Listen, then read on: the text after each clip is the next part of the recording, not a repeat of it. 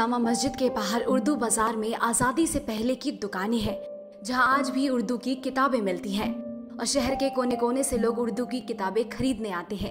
हालांकि ये जानकर हैरानी होगी कि नई पीढ़ी के लोग उर्दू की किताबों में ज्यादा दिलचस्पी रखते हैं और साथ ही हर धर्म के युवा युवतियां आते हैं। नई उम्र के लोगों की शायरी, नॉवेल्स, फिक्शन में ज्यादा रुचि है। वहीं किताब बेचने वाले दुकानदारों का मानना है कि उर्दू भाषा हमेशा जिंदा थी और जिंदा रहेगी। उर्दू एक सदाबहार जिंदा ज़बान है। उर्दू जिंदा है और जिंदा रहेगी। कितने भी इसके लिए कोशिशें कर ले कोई, लेकिन उर्दू अपनी जो खुसूसियत है, उर्दू की जो अपनी चाशनी है, अपनी मिठास है, उसके बलबूते पर हमेशा जिंदा है, जिंदा रहेगी। उर्दू बाजार में 1939 से उर्दू किताबों की दुकान चलाने वाले निजामुद्दीन ने बताया कि उर्दू के अब जब प्रोग्राम होते हैं तो नई उम्र के बच्चे आते हैं, लेकिन उर्दू की जुबान अब रोमन में हो गई है। उर्दू को अब रोमन भाषा में पढ़ते हैं। इसी तरह अब किताबें बिक रही हैं।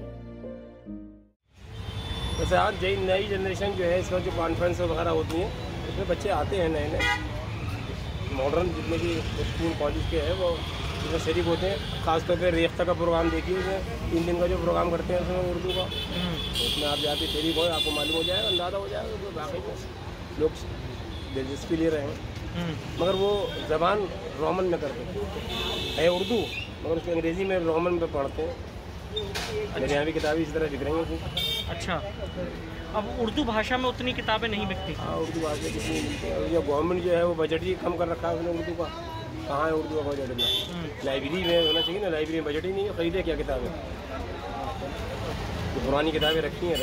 अब लोग जो है, जो नई पीढ़ी है, वो उर्दू को अब अंग्रेजी में पढ़ रही है। रोमन इसके इंग्लिश में, खास तौर पे शायरी, पोइट्री। हाँ। जामा मस्जिद के बाहर उर्दू बाजार में आज़ादी से पहले की भी दुकानें हैं, लेकिन इस इलाके से उर्दू की किताबें बेचने वाली दुकान धीरे धीरे खत्म हो गई हैं और यहाँ से कहीं और जा बसी हैं। कई दुकानदारों ने कारोबार बंद कर दिया है।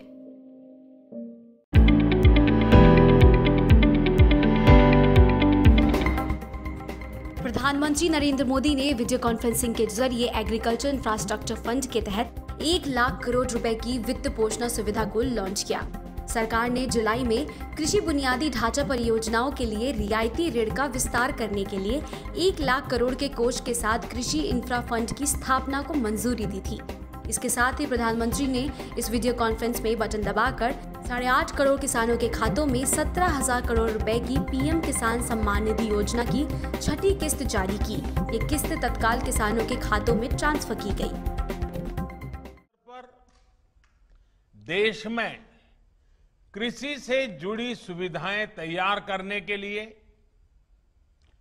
1 लाख करोड़ रुपए का विशेष फंड लॉन्च किया गया है। आज के पवित्र दिन पर लॉन्च किया गया है। इससे गांवों में बेहतर भंडारण, आधुनिक कोल्ड स्टोरेज की चेन तैयार करने में मदद मिलेगी और गांव में रोजगार के अनेक अवसर तैयार होंगे। इसके साथ साथ 8.5 करोड़ किसान परिवारों के खाते में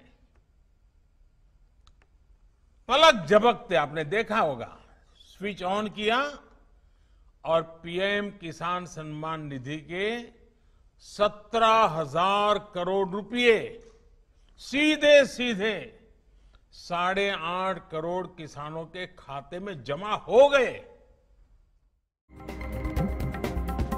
केंद्रीय मंत्रिमंडल ने 1 लाख करोड़ रुपए के कृषि अवसंरचना कोष के तहत फाइनेंस की सुविधा को मंजूरी दे दी है। ये फंड कटाई के बाद फसल के बेहतर प्रबंध के लिए इंफ्रास्ट्रक्चर और जैसे कि cold storage, collection centre, processing unit बनाने में मदद करेगा। इन सुविधाओं के शुरू होने से किसानों को उनकी फसल की बेहतर कीमत मिल सकेगी। फूड प्रोसेसिंग की सुविधा से भी किसानों को उनकी फसल की ज्यादा कीमत मिल सकेगी।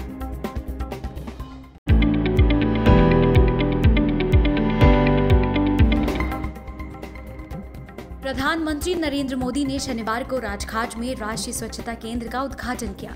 ये स्वच्छ भारत मिशन के तहत एक इंटरैक्टिव एक्सपीरियंस सेंटर है, जिसको लेकर रविवार को जल संसाधन मंत्री गजेंद्र सिंह शेखावत ने राष्ट्रीय स्वच्छता केंद्र पहुंचकर इस केंद्र को लेकर जानकारी दी। इस दौरान उन्होंने कहा कि राजघाट स्थित कस्तूरबा भवन की जगह पर ही नया राष्ट्रीय स्वच्छता केंद्र बना है। स्वच्छ भारत मिशन का जो लोगो था, दैट वाज गांधी जी का चश्मा, तो उसकी शुरुआत यहाँ इसके गेट से ही की है। तो गेट को भी चश्मे के आकार में ही बनाया ताकि ये जो है लोगों को यहीं से इस बात का इसका एहसास होना शुरू हो कि किस तरह से इस जगह पे कंस्ट्रक्शन नया अलाउड नहीं है, तो जो पुराना कस्तूरबा आवास था ये उसी को रिकंस्ट्रक्ट किया है सारा। इस केंद्र में अलग सभागार हैं। इनमें दृश्य श्रव्य माध्यमों के जरिए लोगों को स्वच्छता की कहानी बताई जाएगी। इस सभागार में दर्शक 360 डिग्री ऑडियो विजुअल कार्यक्रम देखेंगे। इसमें भारत की स्वच्छता की कहानी यानी दुनिया के इतिहास में लोगों की आदतों में बदलाव लाने वाले सबसे बड़े अभियान की यात्रा दिखाई जाएगी। इसके अलावा दूसरे सभागार में विभिन्न माध्यमों से स्वच्छ भारत के लिए महात्मा गांधी के सपनों को पूरा करने के लिए किए गए कार्यों की कोशिश दिखाई जाएगी।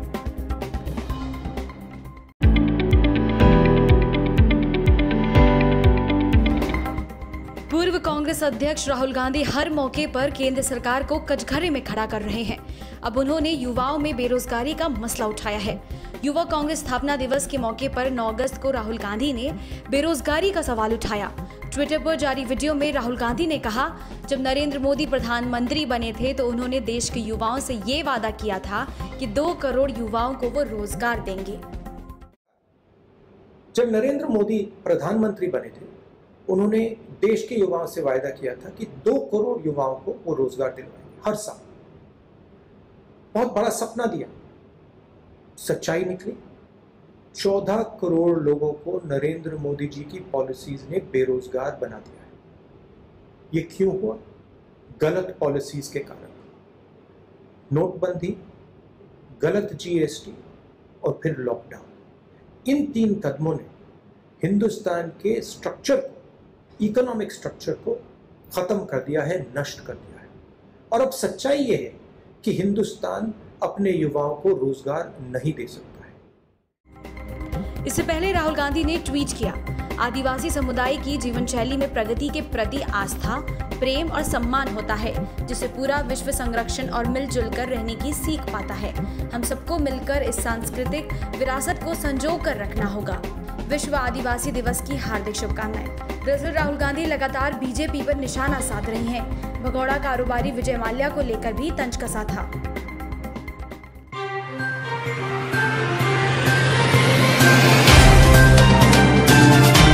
Subscribe now and press the bell icon. Never miss an update.